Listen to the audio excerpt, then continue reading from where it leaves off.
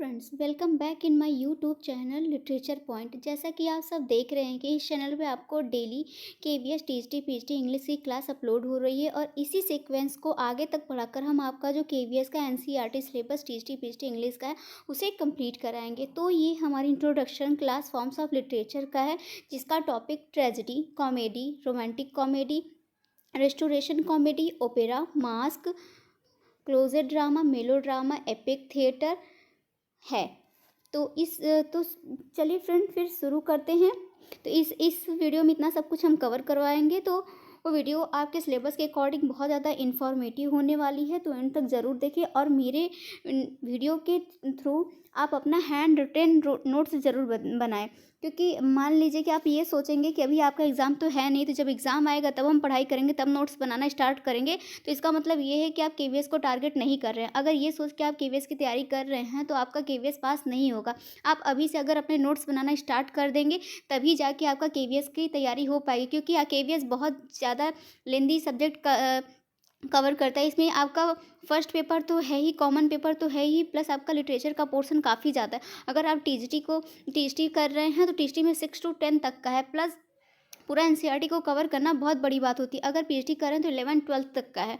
तो इसलिए मैं आपको यही कहूँगी, यही सलाह दूंगी कि आप अभी से नोट्स बनाना स्टार्ट कर दीजिए, अगर आप केवीएस की वैकेंसी को टारगेट कर रहे हैं तो प्लीज़। चलिए वीडियो स्टार्ट करते हैं हम अपना और आज का टॉपिक शुरू करते हैं। फ्रेंड्स, वीडियो शुरू करने के पहले हम आपको ये बता दें कि आप में से कई लोग ये सोच रहे हैं कि मैम ये क्या आप पढ़ा रही हैं, ये तो हमारे सिलेबस में है ही नहीं, तो ये मैम क्यों करा रही हैं।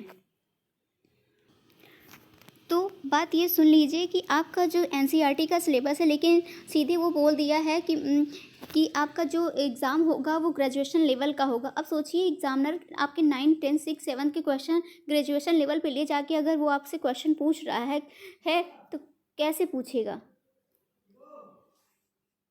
बस इसी कोर को मजबूत करने के लिए हम आपका जो स्टार्ट किए फॉर्म्स ऑफ लिटरेचर से स्टार्ट किए, क्योंकि इसका हमें जो लिटरेचर का जड़ जानना जरूरी है। तो हमें सबसे पहले तो फॉर्म्स ऑफ लिटरेचर को कवर करना पड़ेगा, जो मोस्टली हमने कवर कर लिया। आज फॉर्म्स ऑफ लिटरेचर का लास्ट टॉपिक है, इसके बाद हम फिगर ऑफ स्पीच स्टार्ट करेंगे, देन हम आपका एनसीईआरटी स्टार्ट करेंगे, जो कि आपको बिल्कुल अच्छे से पता रहे कि क्या होता है lyrical barrack, what is lyric, what is narrative poem, what is ballad, जितनी भी फॉर्म है आपके, चाहे ओड हो गया, सोनेट, ये सब टाइप्स जितने भी हो गए, आपको सब कुछ बिल्कुल क्लियर होना चाहिए कि ये सब क्या होते हैं।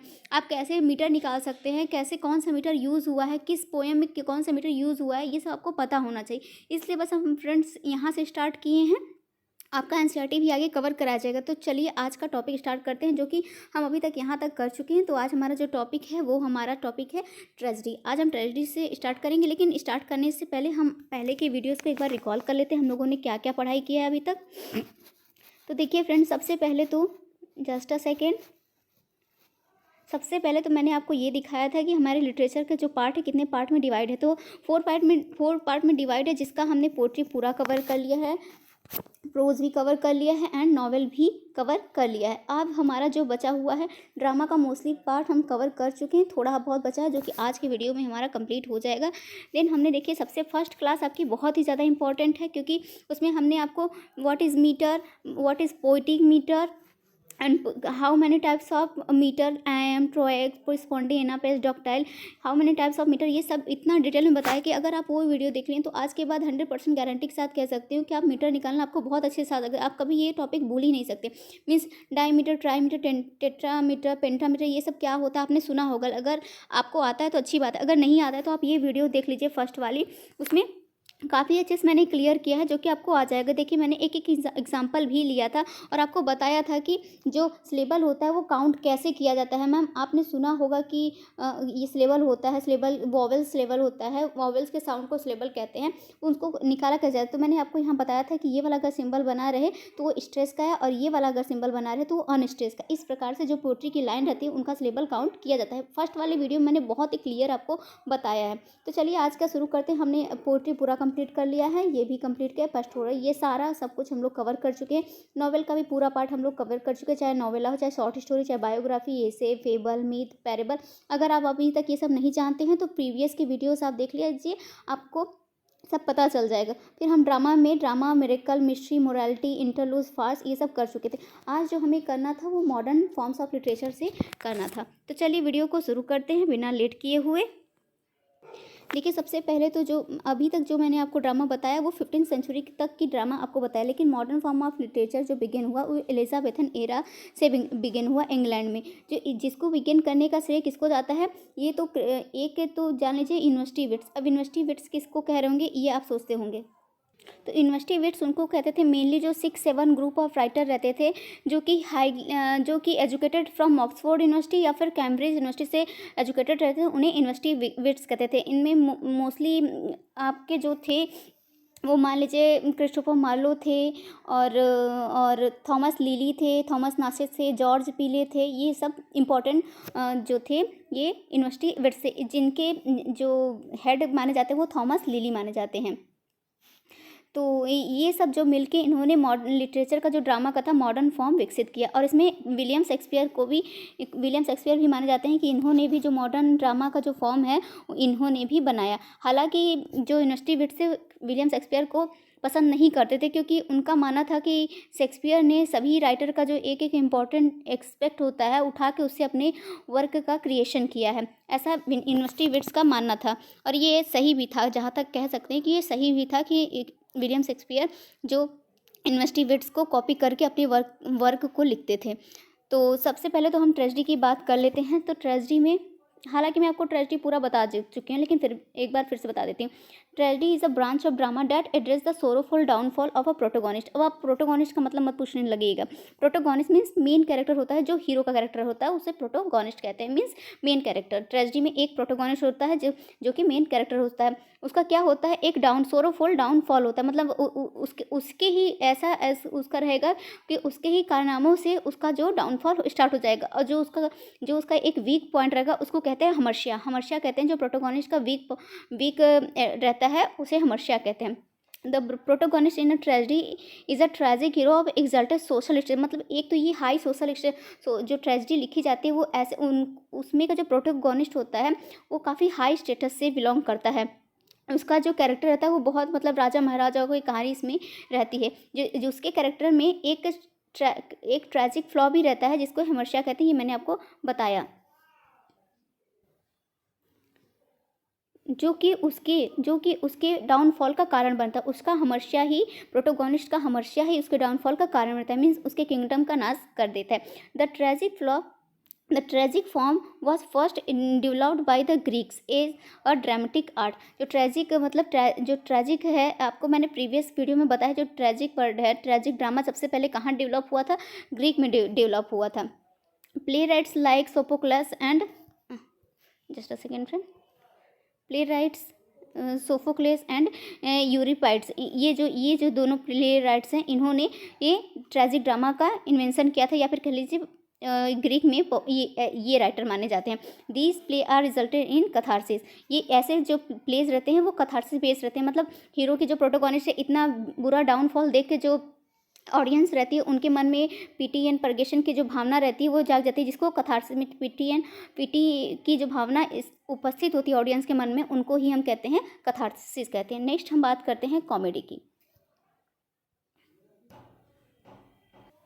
सबसे पहले तो फ्रेंड जो कॉमेडी वर्ड आया है वो कॉमेडिया वर्ड ग्रीक से आया है, जिसका मतलब होता है हैप्पी एंडिंग या हैप्पी सेलिब्रेशन मीन्स होता है कॉमेडी का। कॉमेडी वर्ड कहाँ से आया है, ये ग्रीक से आया है। In the opposite of tragedy, ये जो कॉमेडी होता है ये बिल्कुल ही ट्रेजेडी के अपोजिट होता है। मीन्स ट्रेजेडी में क्या होता है, एक सोरोफुल एंडिंग होती है, इसमें प्रोटोगोनिस्ट का डाउनफॉल दिखाया जाता है, इसकी एंडिंग बहुत ही दुख भरी होती है। बट कॉमेडी में ऐसा नहीं था। कॉमेडी मीन्स ही होता है कॉमेडिया, जो कि ग्रीक वर्ड है, इसका मतलब ही होता है happy ending. It deals with the light manner of non serious concern. इसमें कोई भी सीरियस कंसर्न नहीं दिखाया, जबकि ट्रेजेडी में क्या है, एक सीरियस थीम के बेस पे पूरा प्लॉट को लिखा जाता है ट्रेजेडी में। बट कॉमेडी इसका जस्ट उल्टा होता है, इसमें नॉन सीरियस थीम को लिया जाता है। In the character just a second friend in the character use over pity issue and it evokes laughter and amusement in the audience.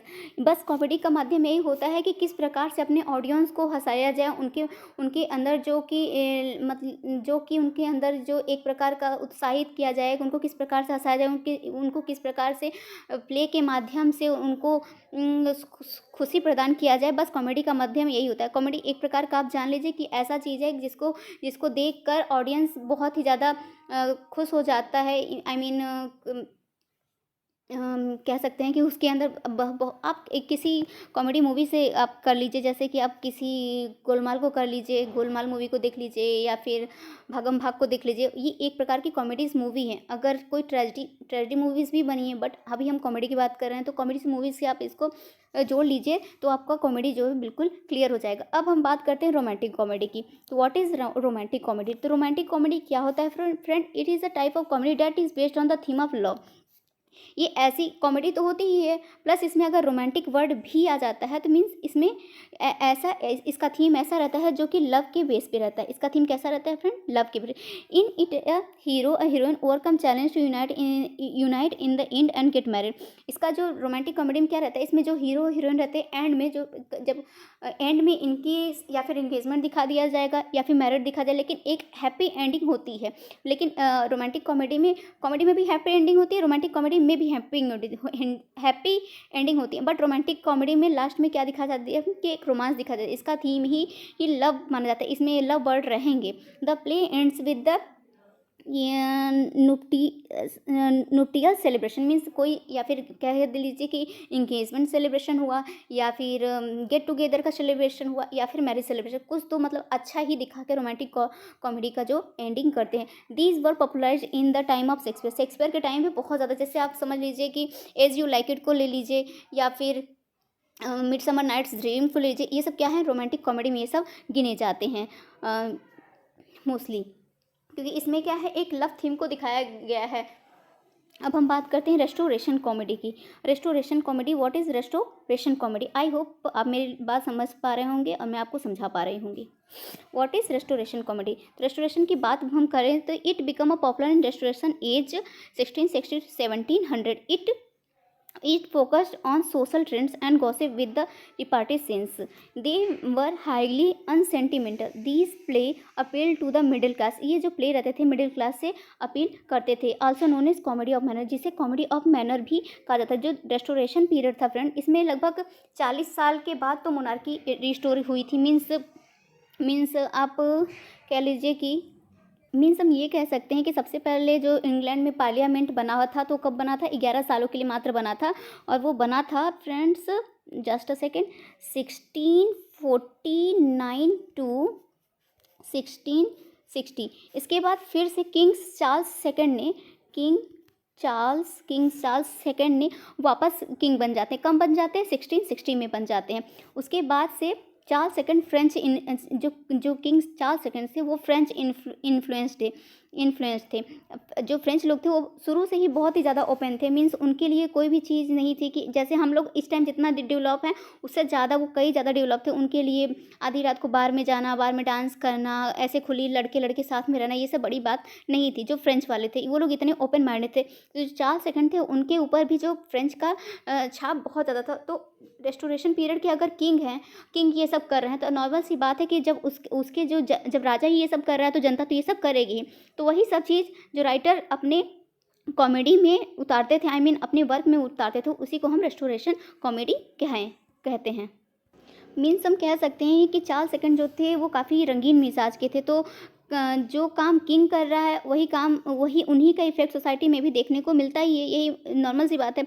यही उस टाइम के ड्रामा में भी आपको देखने को मिलेगा, क्योंकि जस्ट अ सेकेंड, क्योंकि ये ड्रामा उस टाइम के सोसाइटी को रिप्रेजेंट करता था। जो ड्रामा था उस टाइम की सोसाइटी को, कोई भी ड्रामा उसी टाइम लिखा जाता है जो कि उस टाइम जो सोसाइटी में चलता रहता है उसी सोसाइटी को मेंशन करके ड्रामा लिखा जाता है। तो जो उस टाइम की सोसाइटी में हो रहा था वही उस टाइम के ड्रामा में अभी आपको देखने को मिलेगा। तो सोसाइटी के मैनर को डिपिक्ट करने के लिए ही ऐसे कॉमेडीज लिखे जाते थे, जिसे हम कॉमेडी ऑफ मैनर भी कहते हैं। ओके फ्रेंड्स, आई होप आप समझ पाए होंगे। अब नेक्स्ट आता है हमारा मीम की बात कर लेते हैं। What is meme? थोड़ा सा इसको बड़ा कर लेते हैं, इतना काफ़ी है। तो फ्रेंड मीम की बात कर लेते हैं। What is mime? Mime is a theoretical performance where the action of a story is told through the movement of the body without the use of speech. तो मीम में क्या होता है फ्रेंड, इसमें क्या लोग काले कपड़े पहन के इशारों में बात करते हैं। इसमें कोई भी डायलॉग नहीं होता है, वो अपने इशारों के थ्रू मीन्स बॉडी के थ्रू ही वो अपने डायलॉग को बोलते नहीं हैं, एक्शन के थ्रू बताते हैं।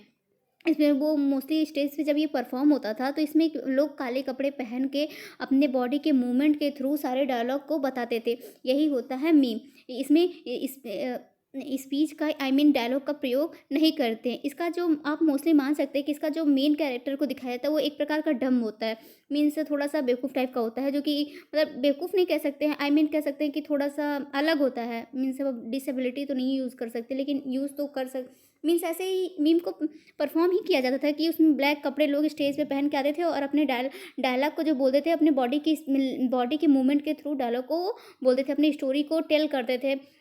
इस पूरे एक्शन के मीन्स उसमें क्या परफॉर्मेंस दिखाया जा रहा है, जो थिएटर में दिखाया जा रहा है उसमें क्या परफॉर्मेंस दिखाया जा रहा है, वो पूरे अपने बॉडी के मूवमेंट के थ्रू ही पूरा वो डायलॉग को परफॉर्म करते थे। It has E sources black in ancient Greek. इसको क्या कहे कि एंसेंट ग्रीक से ये भी उठाया गया है, इसका जो सोर्स रहता है ये भी एंसेंट ग्रीक का ही। Where an single mass dancer called pantomimus. जो इसका जो डांसर रहता है सिंगल जो रहता है उसको क्या कहते हैं, पेंटोमीमस कहते हैं। पेंटोमियस परफॉर्म सोलो। वो पूरा ही एक आएगा स्टेज पे ब्लैक ड्रेस पहने हुए, आके अपने बॉडी के लैंग्वेज के थ्रू आपको पूरा डायलॉग समझा के जाएगा। एक सिंगल आदमी जो मीन्स सोलो परफॉर्म होता है ये। They are also known as dumb show. जो इस ऐसे शोज को हम ऑल्सो डम शो भी कहते हैं। Today they are generally perform in the black dress and white face.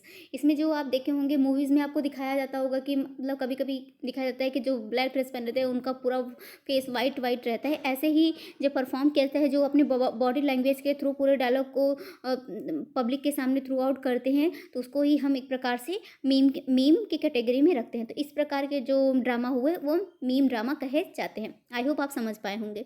Then हम बात करते हैं ओपेरा की। What is opera?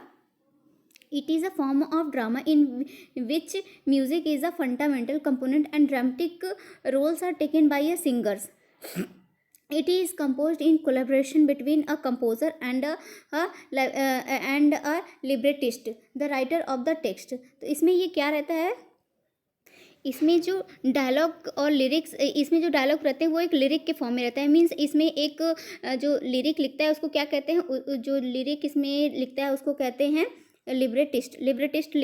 किसको कहते हैं, लिरिक लिखने वाले के। इसमें जो डायलॉग बोले जाते हैं वो एक लिरिकल टोन में बोले जाते हैं। मीन्स एक लिरिकल टोन होता है उसमें। वो जो डायलॉग रहते हैं वो लिरिक्स की तरह रहते हैं, मीन्स लिरिक्स ही रहते हैं। उनको जो लिखता है, जो लिरिक लिखता है मीन्स उनके डायलॉग को लिरिक फॉर्म में जो लिखता है उनको कहते हैं लिब्रेटिस्ट। इसमें एक प्ले राइट्स होता है जो अपनी स्टोरी बता देता है। मान लीजिए कोई एक प्ले राइटर है जो कि अपनी स्टोरी तो वो लिख देगा, फिर अपनी स्टोरी जो बता देगा, किसको बता देगा, लिब्रेटिस्ट को बता देता है। उसी की स्टोरी के माध्यम से वो उसी को लिरिकल फॉर्म में, उसी डायलॉग को लिरिकल फॉर्म में वो लिखता है। और जो म्यूज़िक, एक इसमें म्यूज़िक कंपोज़र भी होता है। फिर जो म्यूज़िक कंपोज़र रहता है इसी लिरिक को एक सॉन्ग के थ्रू उसको परफॉर्म करता है स्टेज पे, उसको ही हम ओपेरा कहते हैं। इसकी शुरुआत भी इटली में हुई थी। लेटर ऑन ये इंग्लिश में भी पॉपुलर हो गई, मीन्स ब्रिटिश में भी पॉपुलर हो गई, लेकिन इसकी शुरुआत जो मानी जाती है वो इटली में मानी जाती है। Music is a fundamental component and dramatic roles are taken by the singers. मतलब जो ड्रामेटिस्ट रहते हैं वो एक सिंगर्स का वो टोली रहता है जिसमें वो लिरिकल जो टोन रहता है उसके माध्यम से सारे जो डायलॉग रहते हैं उसको प्रस्तुत किया जाता है। It is compose in collaboration between a composer and librettist. मैंने आपको बताया ना, इसमें एक कंपोजर रहता है जो कि कंपोज करता है गाने को, मीन्स म्यूज़िक के थ्रू कंपोज करता है। कंपोजर आप अच्छी तरीके से समझते होंगे, आजकल तो जानते हैं म्यूज़िक की दुनिया है। और एक जो लिरिक लिखता था उसको लिब्रेटिस्ट कहा जाता था। The writer of the text, जो कि लिखता था, और एक राइटर होता था जो कि पूरी स्टोरी लिखता था। It incorporates acting. ये पूरा जो रहता था पूरे इनकॉर्पोरेट एक्टिंग्स के थ्रू किया जाता था। इसमें कॉस्ट्यूम्स रहते थे, डांस रहते थे, बैलेट रहते थे, एक प्रकार के मीन्स इसमें लोग कॉस्ट्यूम पहन के डांस करके बैलेट के अकॉर्डिंग लिरिक के थ्रू अपने डायलॉग को प्रस्तुत करते थे स्टेज पे। The performance is accompanied by a, just a second friend, by a orchestra smaller musical examples. आप देखते होंगे ओपेरा, कभी कभी किसी किसी मूवी में ओपेरा दिखाता है, उसमें एक म्यूजिकल इंस्ट्रूमेंट लिए रहते हैं, उसको क्या कहते हैं, ऑर्केस्ट्रा कहते हैं। उसको उस म्यूजिकल जो इंस्ट्रूमेंट रहता है उसका नाम ही ऑर्केस्ट्रा है, या फिर इसको ये भी कह सकते हैं smaller musical examples. Which since the early 19th century has been led by a conductor. अब मोस्टली ये जो ज़्यादातर पॉपुलर हुआ ये कब हुआ, तो 19th सेंचुरी में पॉपुलर हुआ। आप इस प्रकार के जो ओपेरा है आप कई बार टीवी मूवी सीन में ये देखते होंगे, आपको समझाने की ज़रूरत नहीं है। तो ये क्या होता है, एक प्रकार का म्यूजिकल या फिर राइमिंग या फिर लिरिक्स के थ्रू डायलॉग को स्टेज पे प्रस्तुत किया जाता है, जिसमें वो लोग क्या कहते हैं कि अपने इसमें एक कंपोज़र होता है, एक लाइब्रेटिस्ट होता है और एक राइटर होता है जो कि पूरी स्टोरी को लिखता है। ऐसे फॉर्म को जब लिरिकल थ्रू में प्रस्तुत किया जाता है तो उसको ओपेरा कहते हैं, ओपेरा ड्रामा कहा जाता है।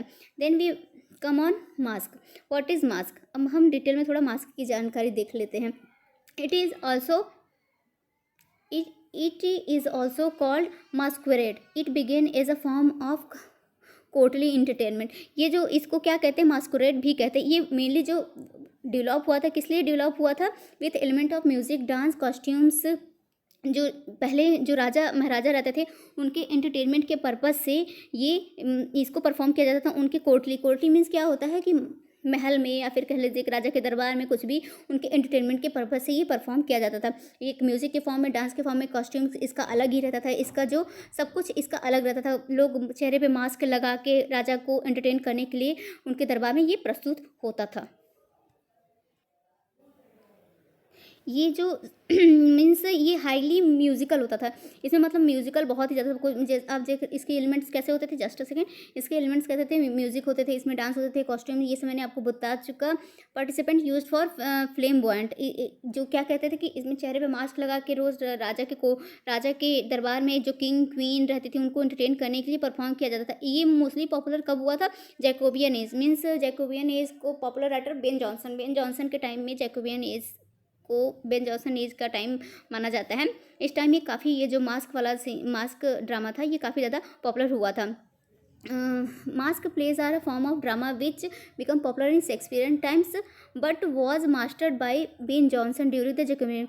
शेक्सपियर टाइम तो ये फेमस ही था। आप शेक्सपियर के कई इसमें देखेंगे, चाहे आप मर्चेंट ऑफ वेनिस में देख लीजिए, जब जेसिका लोरेंजो के साथ भागती है तो उस टाइम मास्क ही परफॉर्म होता रहता है। अब बहुत सारे शेक्सपियर के ऐसे प्लेज उठाएंगे जिसमें मास्क का जिक्र शेक्सपियर ने अपने कई प्लेज में मास्क का यूज़ किया है। लेकिन मोस्टली जब सबसे ज़्यादा फेमस ये कब हुआ, ये हुआ बेन जॉनसन के टाइम, जैकोबियन एरा में। दे इन्वॉल्व एलेगोरिकल और मिथिकल कैरेक्टर इन साइनिक सेटिंग। ये इसमें क्या रहते थे, एलेगोरिकल या फिर मिथिकल, मतलब कोई ऐसे कैरेक्टर रहते थे जो कि रियल चीज़ में एग्जिस्ट ही नहीं करते, रियल वर्ल्ड में एग्जिस्ट नहीं करते। वो ऐसे कैरेक्टर को वो इस मास्क में लिया जाता था। मीन्स कैसे समझाए, मीन्स वो कैरेक्टर अपने मिथिकल मीन्स ऐसे होते हैं, जैसे मैंने आपको रियल में इसके प्रीवियस वीडियो में मीथ बताया। व्हाट इज़ मीथ, जैसे कि किंग क्वीन या फिर फेरी कोई स्टोरी रहती थी, उनके कैरेक्टर को लेके अगर कोई मास्क के थ्रू लेके अपने परफॉर्म करता है तो ऐसे कैरेक्टर को मिथिकल कैरेक्टर कहते हैं। आप समझ पा रहे होंगे। मान लीजिए कि ये कौन सी की स्टोरी है, मान लीजिए कि आप वो सिंड्रेला की कहानी सुन लीजिए। अगर कोई सिंड्रेला जैसा ड्रेसअप लेके परफॉर्म करा मास्क लगा के, तो वो भी एक प्रकार का मास्क ड्रामा ही कहलाएगा। Then dialogues, just a second friend, dialogues are in rhymed words. Dialogues कैसे रहते थे, राइम्ड वर्ड्स में रहते थे। मीन्स पोट्री फॉर्म में जो डायलॉग्स रहते थे वो एक तो वर्ड्स में रहते थे प्लस वो राइम्ड भी रहते थे, फिर with musical notes accompanied by the songs and dance performance. जिसको कैसे परफॉर्म किया जाता था, इस सॉन्ग के माध्यम से गाकर और डांस करके। मीन्स सॉन्ग चलता रहता था, लोग उस पर मास्क लगा के अपना परफॉर्मेंस डांस के थ्रू करते रहते थे। एग्जाम्पल के तौर पे देख लीजिए, जैसे चाहे जॉन मिल्टर का आप कॉमर्स देख लीजिए। कॉमर्स एक बहुत ही फेमस मास्क जॉन मिल्टर द्वारा लिखा गया है। दी मास्क देख लीजिए of beauty, the mask of beauty, ये बेन जॉनसन का बहुत ही फेमस वर्क है जो कि मास्क की कैटेगरी में रखा जाता है। आई होप आप मास्क समझ पा रहे होंगे और मैं समझा पाई होंगी, जो कि आप अच्छे से समझ गए होंगे mask, what is mask. Then बात करते हैं क्लोजर ड्रामा। क्लोजर ड्रामा बताने लायक कुछ भी नहीं है फ्रेंड्स। मोस्टली ये इसका एक ही लाइन में इसका हम डेफिनेशन दे देते हैं। It is mean to be read only and not perform. ये केवल लिखने पढ़ने के पढ़ने के लिए लिखा जाता है। केवल पढ़ने इसे पढ़ा जा सकता है, परफॉर्म नहीं किया जा सकता, क्योंकि इसमें ऐसे मिथिकल कैरेक्टर को, ऐसे मिथिकल एक्शंस दिखाए जाएंगे जो कि रियल लाइफ में उसे परफॉर्म नहीं किया जा सकता। जैसे आप सैमसन एगोनिस्ट में देखिए, सैमसन एगोनिस्ट मार कर पूरा दीवार तोड़ते हैं। अब अगर रियल स्टेज पे अगर दिखाए तो ये सब परफॉर्म नहीं किया जा सकता। तो इसे केवल रीड के पर्पज से क्लोजर ड्रामा को लिखा जाता है, इसे परफॉर्म नहीं किया जा सकता।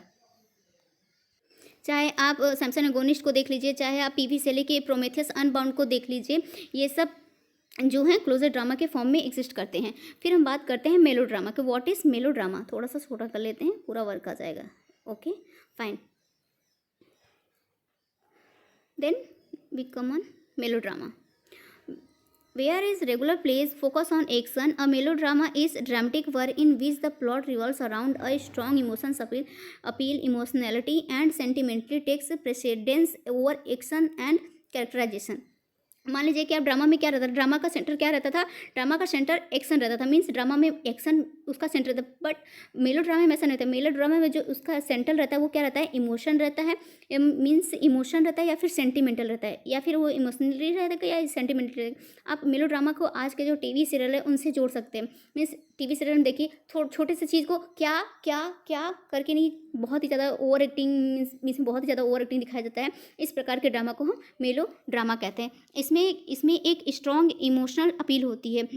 ये वो ड्रामा है जिसके अंदर sentiment and emotion takes over action, means उसमें इमोशन तो इतना ज़्यादा कुछ नहीं रहेगा, लेकिन ओवर एक्शन इसमें बहुत ज़्यादा दिखाया जाता है। जैसे कि आजकल के टीवी सीरियल को ही देख लीजिए। फॉर एग्जांपल, नॉर्मल ड्रामा के सेंटर में एक्शन होता है, बट इसमें क्या होता है, इसकी मैं कीवर्ड्स आपको बता रही हूँ। नॉर्मल ड्रामा के सेंटर में होता है एक्शन, बट मेलो ड्रामा के सेंटर में क्या होता है emotion. Just a second friend, क्या होता है, इमोशन एंड सेंटिमेंट। ये प्लेस बेसिकली पैथेटिक होते हैं। क्या होते हैं, पैथेटिक। जस्ट अ सेकेंड, यच रहेगा यहाँ, पैथेटिक मीन्स आप सोच रहे होंगे क्या होगा, तो पैथेटिक मीन्स होता है पैथोस से पैथेटिक बना है। इसका मतलब होता है ग्रीफ या सोरो या फिर सैडनेस। इसके अंदर क्या रहता है, इसके अंदर से ऑडियंस को इतना आपको दर्द दिखा दिया जाएगा ड्रामा में, उस दर्द को इतना ओवर एक्टिंग के थ्रू बताया जाएगा, उसी को पैथेटिक कहते हैं। मीन्स मेलो ड्रामा में क्या होता है, over acting of emotion, over acting of sentiment दिखाया जाएगा। थोड़ा सा सेंटिमेंट इमोशन रहेगा, उसको बहुत ही ओवर एक्टिंग के थ्रू दिखाया जाता है मेलो ड्रामा में। Just a second friend, characterisation.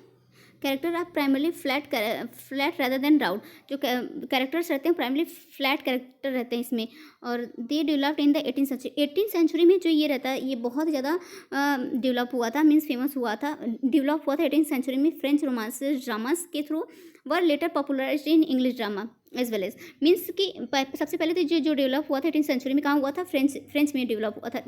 किसके फॉर्म में, रोमांस ड्रामा के फॉर्म में ये सबसे पहले फ्रेंच में डेवलप हुआ था। लेटर ऑन ये पॉपुलर हुआ इंग्लिश में as a drama, as a melodrama के रूप में इंग्लिश में पॉपुलर हुआ। They revolve around the ethical and moral codes in family. Means इसमें फैमिली ड्रामा आपको दिखाया जाएगा, जो एक मॉरल कोड्स या फिर इथिकल वैल्यू के पर्पज से दिखाया जाता है। सोसाइटी या अराउंड इंडिविजुअल, मीन्स इसमें एक सोसाइटी, फैमिली का जो मॉरल वैल्यू दिखाया जाता है। इसमें ओवर एक्टिंग दिखाई जाती है मेलो ड्रामा में। इसमें जो रहता है आपका बहुत ही ज़्यादा इमोशनैलिटी दिखाई जाती है, सेंटिमेंटली दिखाई जाती है। ऐसे ड्रामा को आजकल के टीवी सीरियल से जो रहता है उनसे कनेक्ट करके आप बिल्कुल जैसे कि उसमें जब जो फॉर्म को दिखाया जाता है, बस वही एक प्रकार का मेलो ड्रामा आप समझ रही है, वही एक मेलो ड्रामा, उसी प्रकार के फॉर्म को मेलो ड्रामा कहते हैं। नेक्स्ट बात करते हैं एपिक थिएटर की। It is a type of theatrical movement that popularized in the early to mid 20th century। ये जो एक प्रकार का मूवमेंट माना जाता है, जो कि पॉपुलर कब हुआ, मिड 20th सेंचुरी को, 20th सेंचुरी में ये पॉपुलर हुआ, जो कि it was given birth by the theories of number of theatre partition who responded to the political climate of the through the conception of political dramas. ये क्यों popular हुआ, क्योंकि ये जो पॉलिटिकल ड्रामाज रहते थे, मीन्स इतने वॉर हो गए, दो वॉर हो गए। सबसे पहले तो वर्ल्ड वार फर्स्ट हुआ 1914 से 1918 तक। उसके बाद क्या आ गई, ग्रेट इकोनॉमी आ गई, लोग एक डिप्रेशन में चले गए। ग्रेट इकोनॉमी कब आई थी फ्रेंड, आई थिंक 1929 में ग्रेट इकोनॉमी आई थी। फिर उसके बाद लोगों ने सोचा कि चलो जैसे जैसे हो गया, अब इसके बाद कभी वॉर नहीं होगा, सब कुछ अब धीरे धीरे अच्छा ही होगा। लेकिन अगेन वर्ल्ड वार सेकेंड आ जाता है। कब आता है ये, 1939, आई मीन आता है, एक मिनट, ये आता है फर्स्ट वर्ल्ड वार आता है 1914 से 1918 तक, 1918 तक। और सेकंड जब आ जाता है वो आता है 1939 से 1945। इस बीच लोग 2 वर्ल्ड वार देख चुके थे। अब 50 साल का जो पीरियड था पूरी तरह से तबाही के रास्ते पे आ चुका था, पूरी तरीके से बर्बाद हो चुका था। और ये वर्ल्ड वार क्यों हुआ था? क्योंकि जो 2 पॉलिटिकल इशूज़ थे, पॉलिटिकल जो प्रोपेगेंडा थे, वो अपने स्टेटस को हाई रखने के लिए, जो उसके नेता प्रेता थे उसके अपने स्टेटस को हाई रखने के लिए ये आम आदमी को पीस रहे थे। तो जो ये वो हुआ था वर्ल्ड वार, उसमें नेता को तो कुछ नहीं हुआ, पर जो आम आदमी थे वो काफ़ी ज़्यादा डिप्रेस में हो गए थे। लोग कितने भी बड़े से बड़े लोग गरीब हो गए थे, उनको खाने के लिए भी नहीं हट रहा था। ग्रेट इकोनॉमी इतनी ज़्यादा गिर गई थी, बहुत ज़्यादा प्रॉब्लम हो रहा था। तो बस एपिक थिएटर का इसीलिए हुआ कि लोग जो ये पॉलिटिकल क्लाइमेट है उसको बदल सके, उनके प्रति आम जनता को जागृत कर सके कि आपसे झगड़े की वजह से आम जनता नहीं पिसेगी। उनको मीन्स एपिक थिएटर के माध्यम से इसमें ये दिखाया गया कि इसमें लोगों का जो लॉजिकल थॉट था वो विकसित कर सके। मीन्स मान लीजिए कि अब जैसे कि इसमें राइटर क्या करता था, इसके थ्रू राइटर अपने वर्क के थ्रू जो राइटर मुद्दा उठाया था कि हम क्यों अपने गवर्नमेंट के कारण पिसते रहेंगे, तो उन्होंने आम आदमी को अवेयर जागृत करने के लिए ऐसे वर्क लिखने स्टार्ट कर दिए जो कि एपिक थिएटर के फॉर्म में रहते। इस प्रकार राइटर ने अपने वर्क के थ्रू आम आदमी को पॉलिटिकल अवेयरनेस एंड हर इंसान को वो ओपिनिएटेड मीन्स ओपन माइंड का बनाने की कोशिश की है। वो इसके लिए राइटर को एपिक थिएटर का कॉन्सेप्ट क्रिएट करना पड़ा। तो एपिक थिएटर का कॉन्सेप्ट क्रिएट करना पड़ा तो नॉर्मल पीपल को जागृत करने के लिए कि वो पॉलिटिकल जो क्लाइमेट है उसको समझ सके और उस पर अपना ओपिनियन बता सके। इसलिए एपिक थिएटर का क्रिएशन करना हुआ। तो जिस प्रकार सबसे पहले तो आप एरिस्टोटल की मैंने प्रीवियस क्लासेस में बताई है फ्रेंड कि अगर अभी तक आपने वीडियो को लाइक नहीं किया तो प्लीज़ वीडियो को लाइक करिएगा। और प्रीवियस वीडियो में आपने बताया था कि एरिस्टोटल ने अपने पोएटिक्स में क्या कहा था, एव एंड फियर के फीलिंग को ऑडियंस के अंदर जागृत करना। बट एपिक थिएटर के राइटर ने ऐसा नहीं किया। जो एपिक थिएटर के इंस्पायर्ड राइटर थे उन्होंने ऐसा कहना नहीं कहा। उन्होंने कहा कि वो उनके अकॉर्डिंग इमोशन को शट डाउन करके अपने लॉजिकल ब्रेन को ओपन करना होगा। उनके अकॉर्डिंग कि आप अपने इमोशन को शट डाउन कर दीजिए, उसको बंद कर दीजिए और अपने जो लॉजिकल ब्रेन है, मतलब जो ड्रामा में दिखाया जा रहा है वो उसको आप अपने लॉजिकल ब्रेन के लॉजिक के हिसाब से सोचिए कि ड्रामा में ऐसा क्या दिखाया गया है। एपिक थिएटर में क्या रहता था कि इसमें ऑडियंस के बीच जाकर जो स्टेज पे परफॉर्मर थे वो ऑडियंस के बीच में जाकर उनसे इंटरेक्ट करते थे, उनसे बातें करते थे। बीच बीच में कहीं उनको रोज़ दे के आ रहे हैं, कहीं अपना डायलॉग बोलते बोलते उनके बीच में चले जा रहे हैं। तो इसे क्या कहा गया? इसे एपिक थिएटर कहा गया। इसमें इस तरीके से इसमें लोग क्या करते थे कि एपिक थिएटर के माध्यम से लोगों को अपने लॉजिकल थॉट को विकसित करने का तरीका सिखाया जाता था, जो कि 20th सेंचुरी में बिलोंग हुआ था। It was given by the theories of a number of, यही है political climate. Means political climate को समझें, आम पीपल जो पॉलिटिकल क्लाइमेट है उसको समझ सके और अपने उसके ऊपर अपना ओपिनियन दे सकें कि हम महाराजा की वजह से हम आम जनता नहीं पीसेंगे, हम क्यों पीसे, आपका मैटर है, आप समझिए। Then we come on epic theater emphasize the audience perspective and reaction to the piece through a variety of techniques। इसमें कई प्रकार की वैरायटी ऑफ टेक्निक्स यूज़ की जाती थी, जिसमें कि जो एक्टर रहते थे वो डायरेक्टली ऑडियंस से मिल सकते थे, ऑडियंस से बात कर सकते थे, ऑडियंस से अपनी बातें शेयर कर सकते थे। Individually engage in different way means ऐसे जो थिएटर रहते थे, इसमें जो परफॉर्मेंस ड्रामा होती थी, इसमें इंडिविजुअली एक प्रकार से ऑडियंस भी इंगेज रहते थे। The purpose of the epic theatre is not to encourage in audience to suspend their disbelief. इसका बस एपिक थिएटर का पर्पस यही रहता था कि जो ऑडियंस का जो डिसबिलीव है वो ये ना कि जो चीज़ ड्रामा में दिखाया जा रहा है वो सही है। उनका पर्पस ये रहता था कि जो ड्रामा में दिखाया जा रहा है उसको आप अपने ढंग से विचार करिए, अपने ढंग से सोचिए, अपने माध्यम से उसको अपने लॉजिकल थॉट के माध्यम से सोचिए कि ऐसा क्या, इसके पीछे की कहानी क्या हो सकती है। जो ड्रामा में दिखाया जा रहा है वो सब सही नहीं है। सही वो है कि जो आप रियल लाइफ में महसूस करते हैं, रियल लाइफ में जो करते हैं वो चीज़ सही है। बार बार एपिक थिएटर में जो ड्रामा होता था उसमें बीच बीच में एक आदमी एक आदमी ऐसे लेके आता था कि बोर्ड लेकर आता था कि वो बताता रहता था जनता को, आई मीन ऑडियंस को बताता रहता था कि ये ड्रामा चल रहा है, अभी ये पार्ट एक्ट 1 है, अभी एक्ट 2 आएगा, एक्ट 3 आएगा, अभी इसके बीच में ये हुआ। वो ऑडियंस को इसमें क्या बताते रहते थे कि ये एक प्रकार का ड्रामा चल रहा है, ये कोई भी रियल रियल वो नहीं है, मीन्स आपका ये रियल लाइफ से इंस्पायर्ड नहीं है। बस इसको आप अपने रियल लाइफ से जोड़िए, बट लेकिन इसको अपनी लॉजिकल थॉट के हिसाब से विकसित भी करिए कि आप सोचिए कि इसका पर्पस क्या हो सकता है। बस एपिक थिएटर का यही काम था। आई होप आप लोग समझ पाए होंगे अच्छे से। तो आज की वीडियो में फ्रेंड्स बस इतना ही। ये नेक्स्ट वीडियो में हमारा जो फॉर्म्स ऑफ लिटरेचर का था अभी तक पूरा कंप्लीट हो चुका है। नेक्स्ट वीडियो में हम जो मिलेंगे वो आपके मिलेंगे फिगर ऑफ स्पीच से। फिगर ऑफ स्पीच कंप्लीट हो जाएगा तो हमारा एनसीईआरटी स्टार्ट हो जाएगा, जो केवीएस के हिसाब से बहुत ही ज़्यादा इंपॉर्टेंट है। इतना समझना आपके लिए बहुत ज़्यादा ज़रूरी था, जो कि क्रिटिकल एनालाइज करने के लिए आपको forms of literature and figure of speech समझना बहुत ज़्यादा ज़रूरी था। तो अगर मेरी बातें आपको अच्छी लगी हो, मेरे पढ़ाने का तरीका अच्छा लगा हो, तो प्लीज़ वीडियो को एक लाइक दीजिएगा अपना, और अपने दोस्तों तक भी शेयर करिएगा, और चैनल को सब्सक्राइब करिएगा। इससे ज़्यादा क्या बोलें हम। चलिए ठीक है फ्रेंड्स, फिर मिलते हैं नेक्स्ट वीडियो में फिगर ऑफ स्पीच के साथ। तो वीडियो को आपका जो नेक्स्ट है वो बहुत ही ज़्यादा इंपॉर्टेंट होने वाला है, तो प्लीज़ वीडियो को लाइक करिएगा। लाइक तो कर ही दिए होंगे, आई होप। हाँ, आपको इतना अच्छा से मैंने पढ़ाया तो आप लाइक तो कर ही दिए होंगे, और दोस्तों तक भी शेयर करिएगा, और चैनल को सब्सक्राइब करिएगा, जो कि नेक्स्ट वीडियो में अपलोड करूँ तो आप तक मिल जाए। ठीक है दोस्तों, मिलते हैं फिर नेक्स्ट वीडियो में। Thank you, bye bye.